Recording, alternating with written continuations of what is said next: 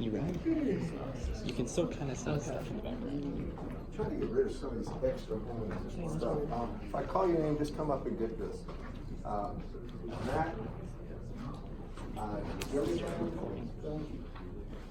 Will Jenkins. Sarah.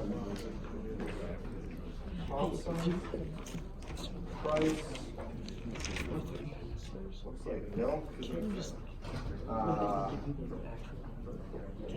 Long Jefferson. Garrett. Go ahead, take a look.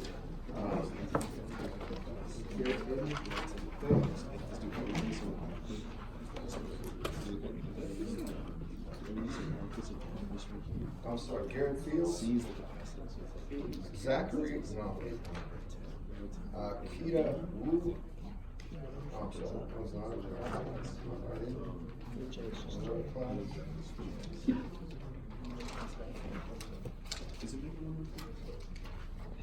any of these people? No. All right. I'm doing my best to try to get rid of some of this stuff. I have a whole bunch more in my office.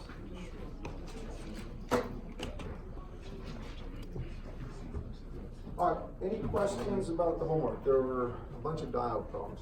Class? Yeah. There wasn't a homework. Didn't anything post on diodes? All right. Any questions at all? 9.41? Yes. 9.41. I'll try to do as many as I can. Damn, if it wasn't from the book, that would be questionable.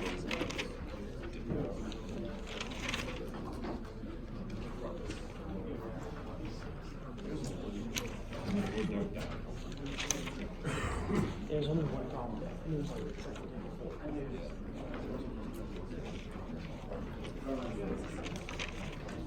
Yeah.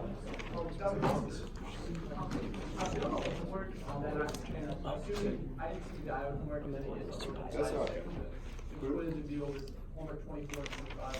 I'm still kind of unclear, what kind of question should we expect for this quiz to have? Like the home. For the op-amp homework? Yeah. I mean, it's like the home. As good as I can get.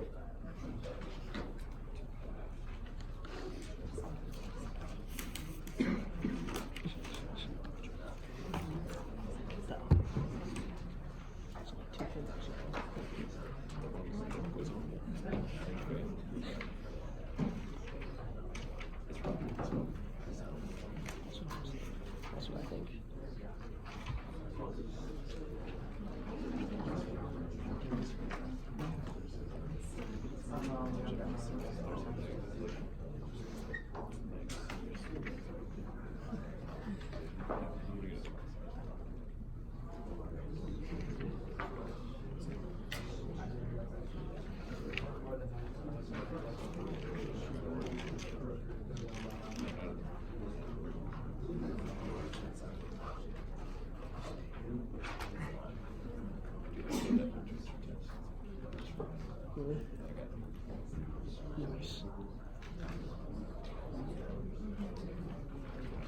Nice.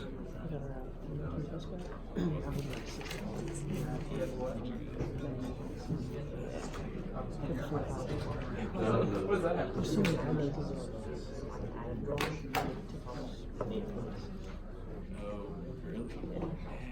Because the way he does it, but we can look at so that's what, yeah, I know. All right, for this one,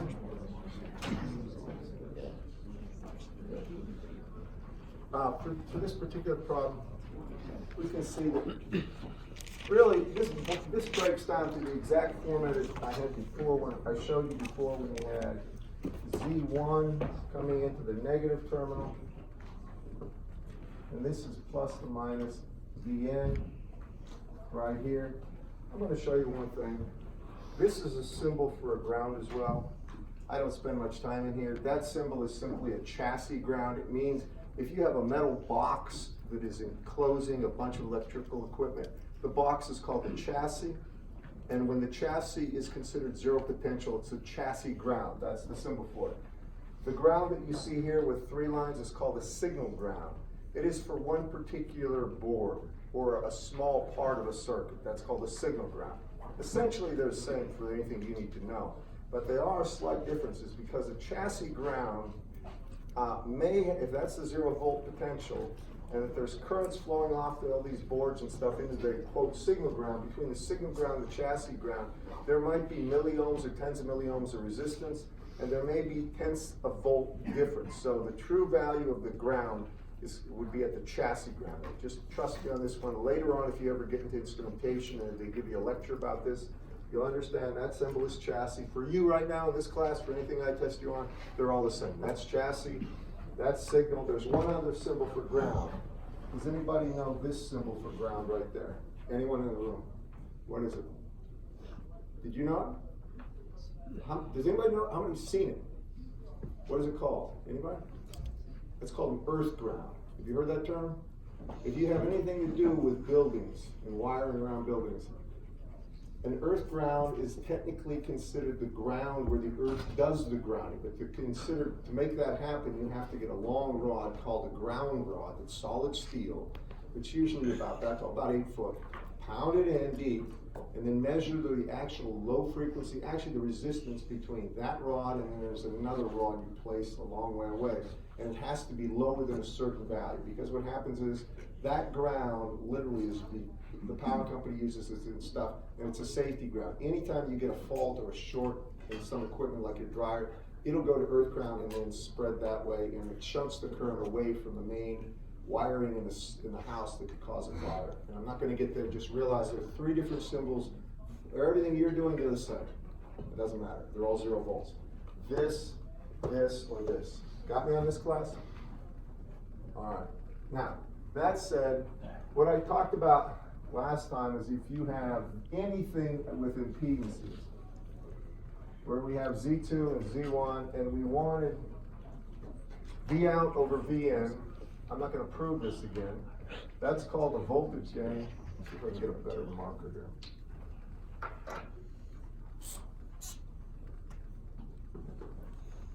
And that is equal to minus Z2 over Z1. Does everybody remember me doing this?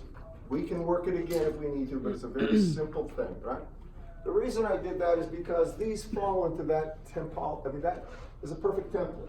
This and that fit it perfectly, right? We did this before, didn't we, class? Yeah. Sure. Now, what is my Z1? It's just 400 ohms. 400 ohms.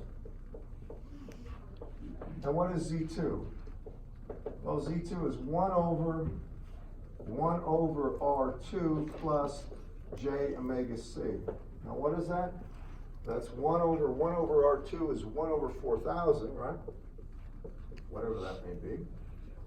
What, 0.25 times 10 to the minus 3?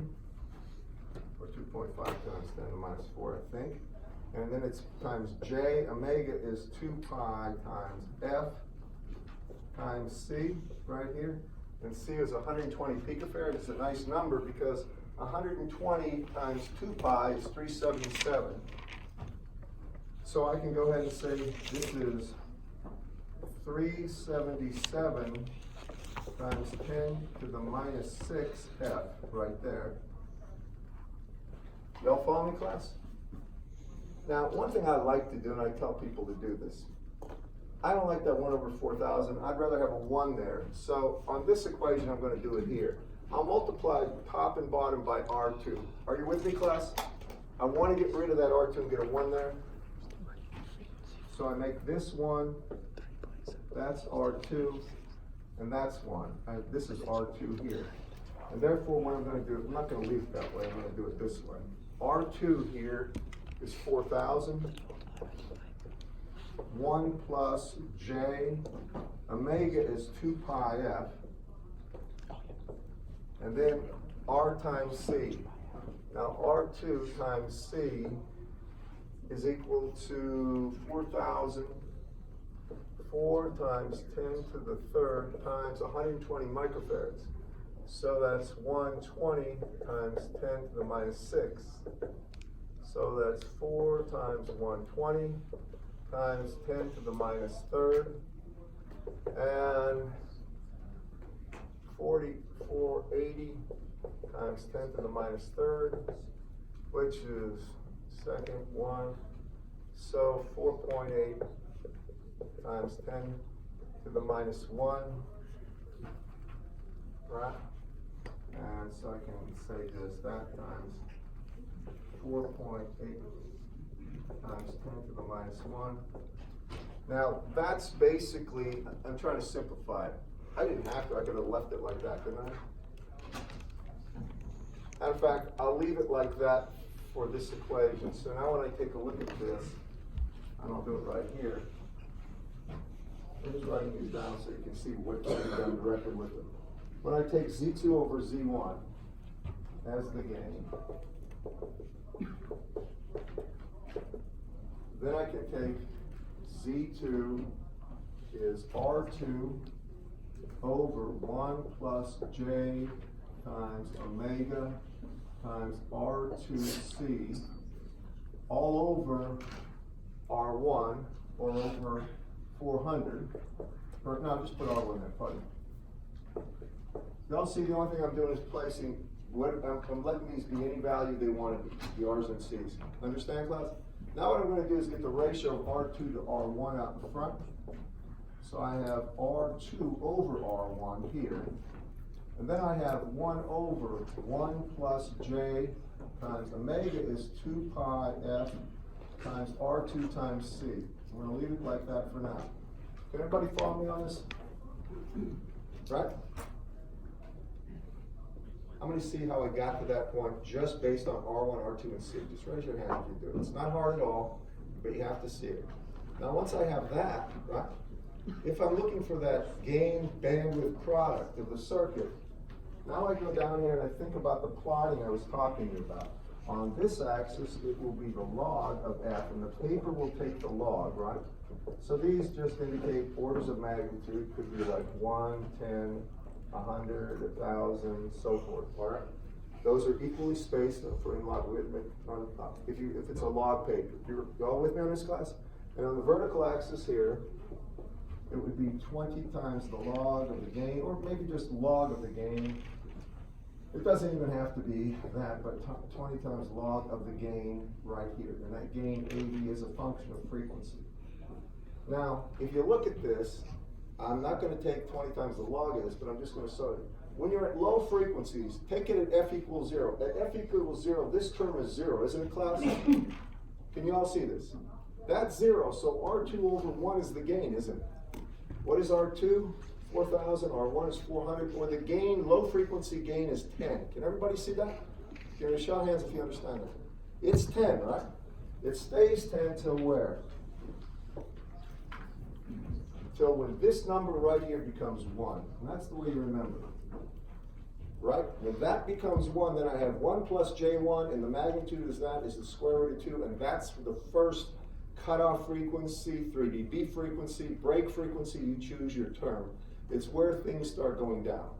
Then the magnitude's going to start rolling off, because this is going to get larger and larger and reduce the gain. And it'll start going down, literally, at minus 20 dB per decade. I'm putting this up here because a lot of you will be reading information about circuit behavior that'll have a 20 dB per decade or a 40 dB per decade fall off. And you have to know what that means. That means over any decade, from a frequency of 1,000 to a frequency of 10,000, that's 1 decade, there will be a 20 dB decrease in the actual value of AV. And a dB, in terms of dB, it would be 20 times the log of the absolute value of the actual gain, typically. So when it falls off by 20 dB, there's an order of magnitude change in there. You follow me on that, class? Now, this is the frequency you want, right here. And that's when all of a sudden this coefficient goes to 1, so when 2 pi F, and that would be the break frequency, times R2C equals 1, that's the frequency, and that frequency corresponds to 1 over 2 pi times R2 times C. Can somebody just give me that frequency for this problem? R2 was 4,000 and C is 120 microfarad. Whoever asked this, I appreciate it.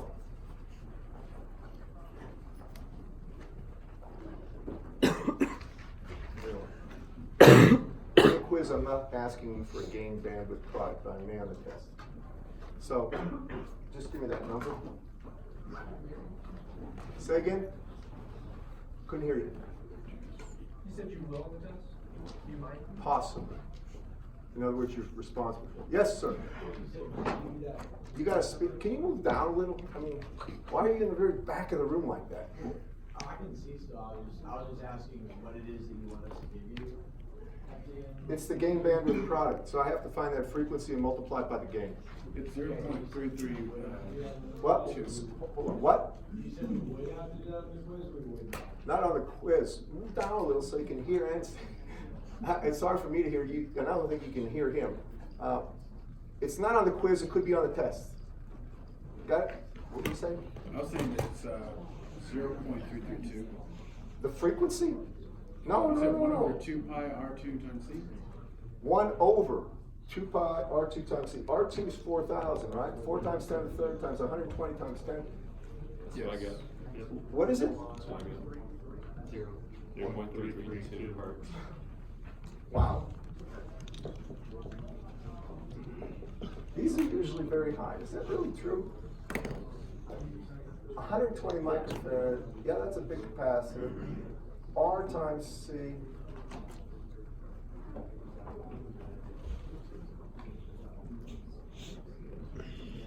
All right.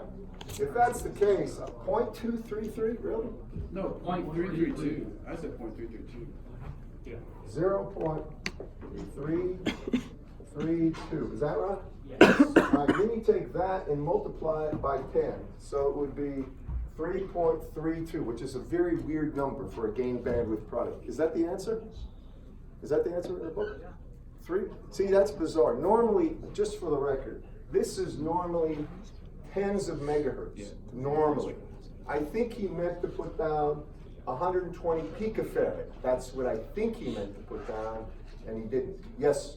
So you always take that number and multiply by 10 for the final value? Well, you put the gain. Our gain was 10, right? If our gain was if it was 20, you'd multiply it by 20. If it was 30, you'd multiply it by 30. It's gain times the frequency which starts breaking off. That's always the way it is. Was gain given in the problem statement? No, we just calculate because the gain, the low frequency gain when omega 0 is just R2 over R1, right? Let omega be 0, it's just R2 over R1. And here's what I did. I broke it out like this so you can see the low frequency gain is R2 over R1. The 1 plus J, that jump, is the thing that tells you where you start. Go ahead. Yeah, so yeah, with the picofarad, it's 3,315 for the gain, for the, Frequency. no, the frequency is 330. All right, 331 times 10 is 3,000. That's more acceptable, but still way below it. Typically, gain bandwidth product is 10 to the 8th, 10 to the 9th, just so you know kind of standard values. 10 to the 6th sometimes for crappy stuff.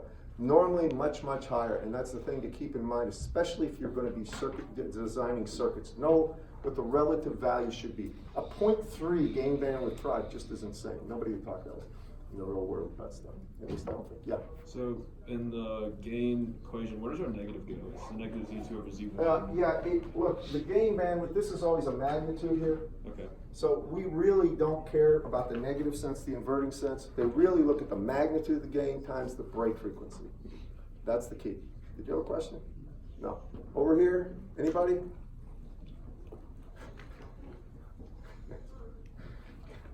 I hate hollering. Never mind, go ahead. I have a question more related to the test. Go ahead. Will we be given the formulas for like? No formula is ever given. Never a formula. Never. Are we responsible for doing You're that? responsible for anything that involves any kind of circuit development. Things, you get no formulas ever, ever, ever. Good enough? Yeah, Can you work 9.30? I can.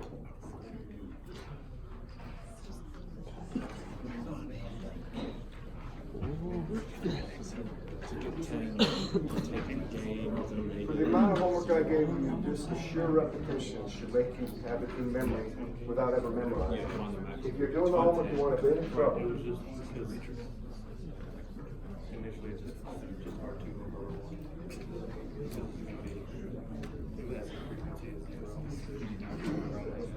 Which problem was it? 9.30. 9.1? 30. 30? Okay, I got you. Not the 1 over 1. Got you. Would it make it to 0 or frequency? Well, I guess it's part of the frequency.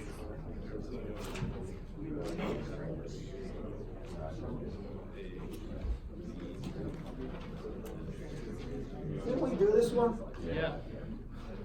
We'll do it again real quick, but we did this one. Real quick. The formulas you're using from like the current doesn't go into the What? like how'd you get those formulas for like the max gain and the frequencies? Wait. I just wrote Z2 over Z1 with a minus in, right? Yeah, like Right. Then the impedance had the frequency in it, right? It was a capacitor. yeah. That's where the frequency got stuck in. And I looked where all of a sudden that gain starts dipping by 3 dB. Where there's a 1 plus J1, where that J1 is omega times R times C. Remember that? I'm looking at it here. I'm just confused how they got it. All right, let me come back to that. All right? For this, you asked this question. We're going to do this together quickly. We've done this already. Here's the problem in a nutshell. I've got plus and minus here, right?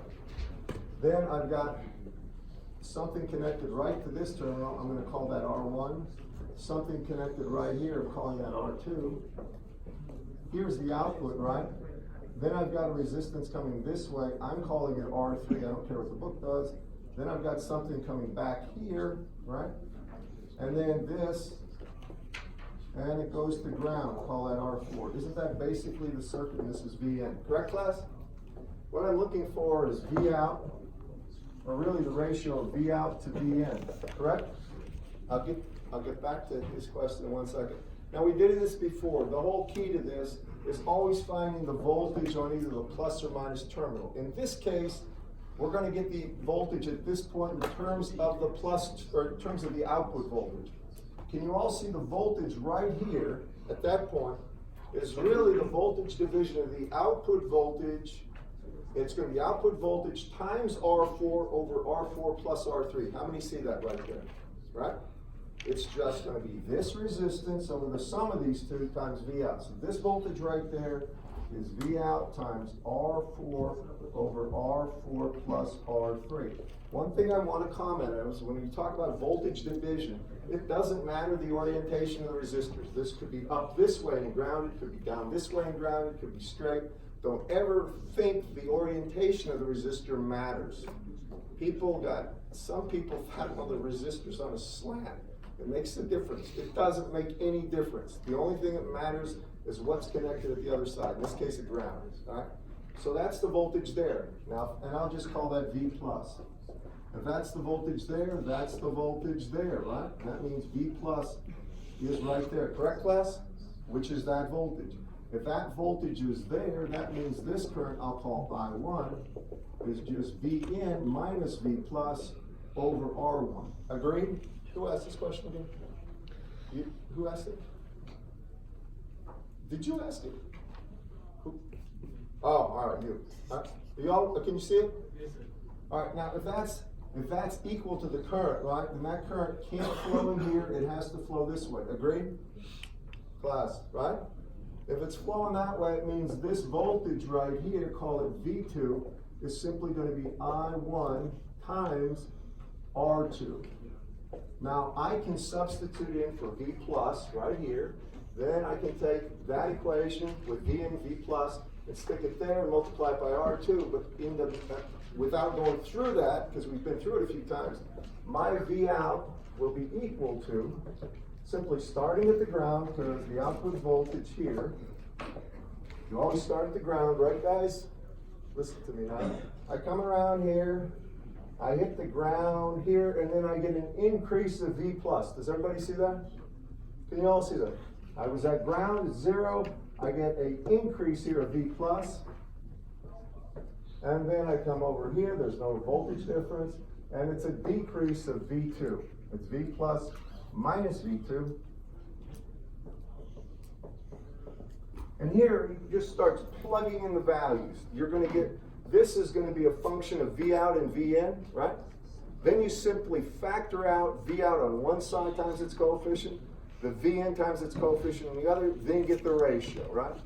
And that's the way we did this problem. How many remember doing it? If you were in this class, you should remember this very well, because this is something that I said was a little tricky, right? Because now we're using the output voltage, and the real key is, the thing about this is we got resistors going to, I got feedback from the output to both the negative and the positive terminal. That's the first time we've seen that, I think. Got me on that, class? All right. No. Yes? R4 is in the numerator there because it's closer to the ground. Well, yeah, but look, isn't this, if I just look at this, if that's V out right there, isn't this really what I've got? If this is V out, if I draw them straight up and down, people see them better. That's R3, that's R4, that's ground, and there's where my plus terminal is. You see it? Well, it's between the plus and ground where the voltage is developed. Can you say that? Did you have a question about that? No? Nothing about this? Did you have a question about any of the others? Behind you. No? No question, no? Okay. If you got one, now's the time. I don't mind. Yes? Did you flip on these R4? No, I just put them there because I didn't remember which one was which. I just put them up there, and I'm going to use my circuit right there, and don't worry about it. If R3 and R4 are different in the book, don't worry about it. It's not a deal. All right? Anything? Did you have a question? Anything? All right, I don't remember things. It's like how you got omega equal to 1 over R. All right, now this is a legitimate question, and it's a good one. I want you to listen to me, try to explain this one more time, and this is something you're going to have to understand.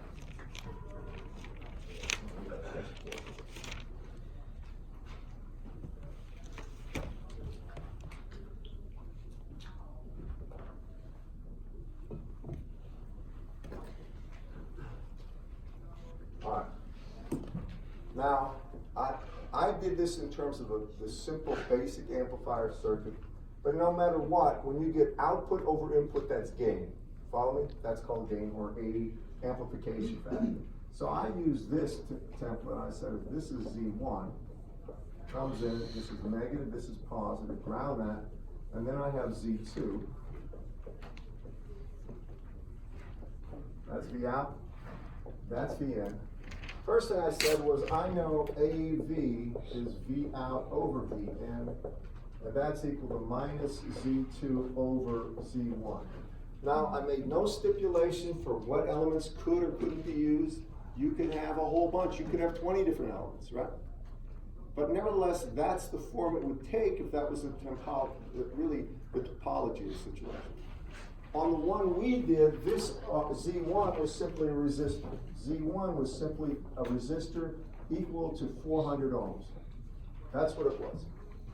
When we looked at Z2, Z2 was a capacitor in parallel with a resistor, and the resistance of that, now this is important to listen to, this was actually right here, a capacitor, maybe I'll put it in there.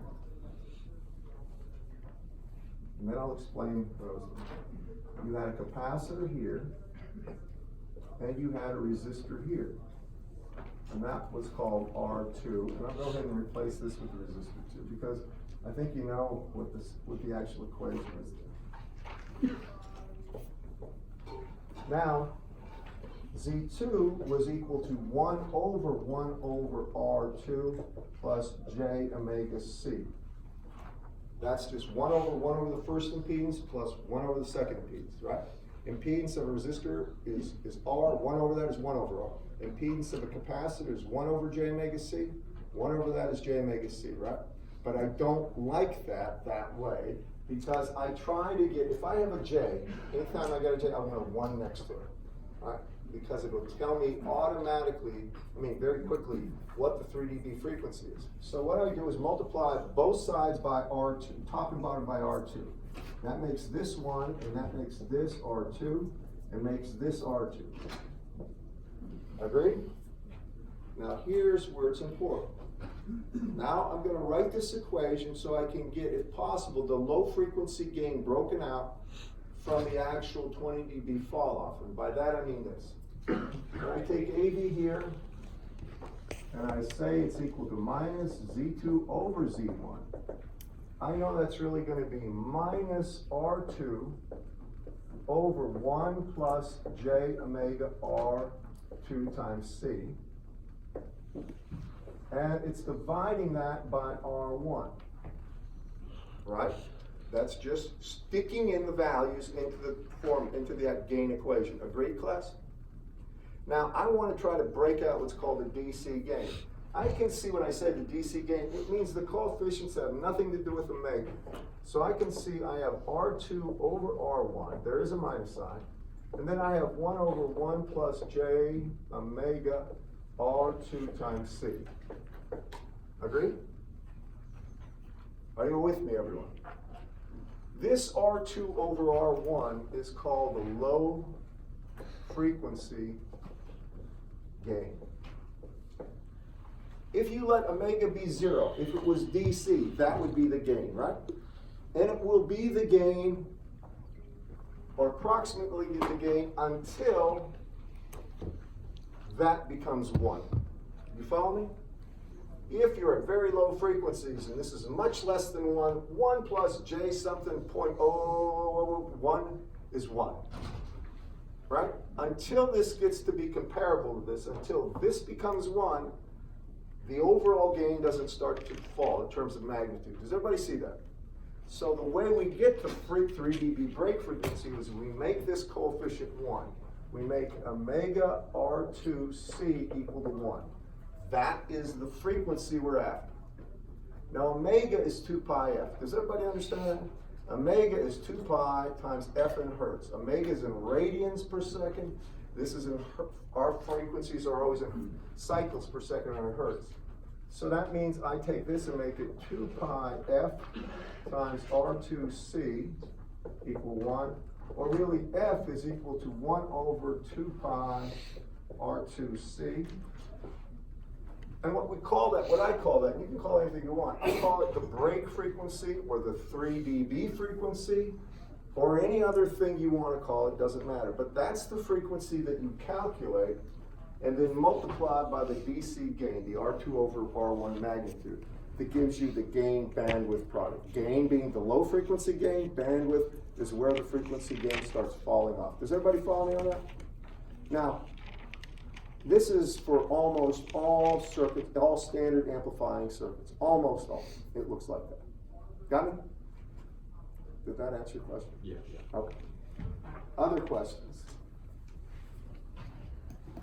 One second. Somebody. I hate these things.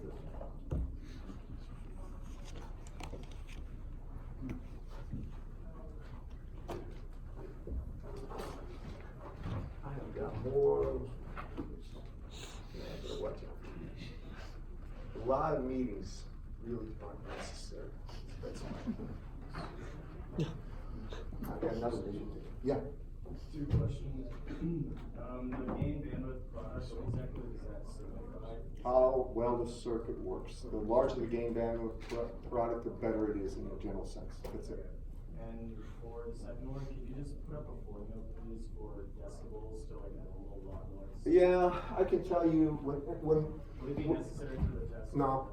I'm not going to ask anything in decibels. I'm only going to, if I ask anything with gain bandwidth, it would be the gain, low frequency gain, linear, times the actual band, where the 3 dB frequency is. That's it. No tricks. Yeah. Oh, low frequency gain, then you said it's pretty much just R2 over R1. Just let omega be 0. Find the gain equation, let omega be 0. That's low frequency. Find out that gain, you got the low frequency gain. That way you don't have to worry about anything. Yes. Did you have another question? Nothing? Nothing on the desk? Nothing? Kelly, you got anything? Nothing?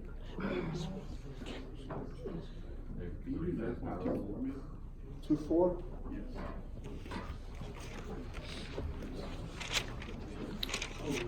One second. The grader, I'm wondering about.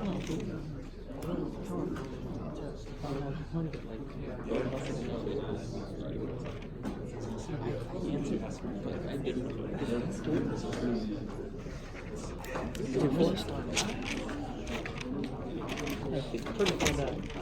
You did 9.24, right? We just called up 24. I have no idea. Alright, 2.4 did you say? 9.24? Yep. Do you do industrial?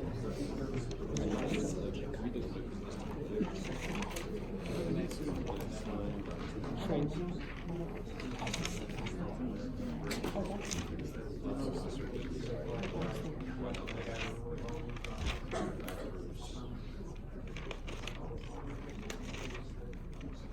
These are switches.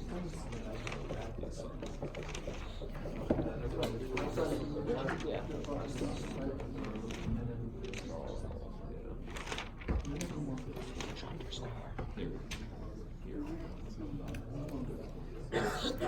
Giant star.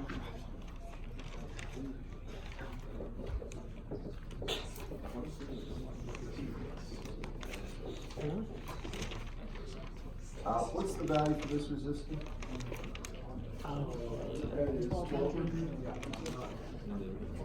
This one? R2? 4200. 42? When the resistor go to ground? That's 3000. 3,000? Anything else? That's it, right? Y'all remember this problem? Alright, this one's kind of a gimme. Here's why. You got 4 volts right at the plus terminal, right? 4 volts at the plus terminal, what's the voltage here? 4 volts. 5 volts here, 4 volts there, difference of 1 volt. Right? Y'all agree with that? 1 volt means current here. I1 is 1 over R1. I'm going to leave it in terms of 1 over R1. Do y'all agree with that? Can you all see that? Voltage difference divided by resistance is current, correct? That's the current. How much the current goes this way? 0. I want you to make sure you got that. All the current goes here. That means this voltage from here to here, V2, is just I1 R2. Agreed? That means V2 is equal to I1, 1 over R times R2, or simply R2 over R1. That's the voltage plus to minus there, correct? With me? When I look at the output voltage, here I say I want to start at ground because the voltage output is plus to minus there, right? Start at ground, there's 0 volts coming here, an increase of 4 and a decrease of V2. Agreed? So that means it's 4 minus, and then it's going to be R2 over R1, or 4 minus 42 over 12, and that's it. So that's going to be, if you take a look at this, 21 over 6, so 4 minus 21 over 6. Whatever that is, and that's the voltage, and that's how you do it. Okay. So in the book, it's drawn so that it's not grounded at the bottom. What is it? What is it ground? There's no ground, it's just base at the bottom. Oh, they got a wire, same thing. Yeah. Yeah. It doesn't get any simpler than what? Is Sue in there? Can you go and see if you can get her out? Go get her out of her office. Oh, is that the quiz?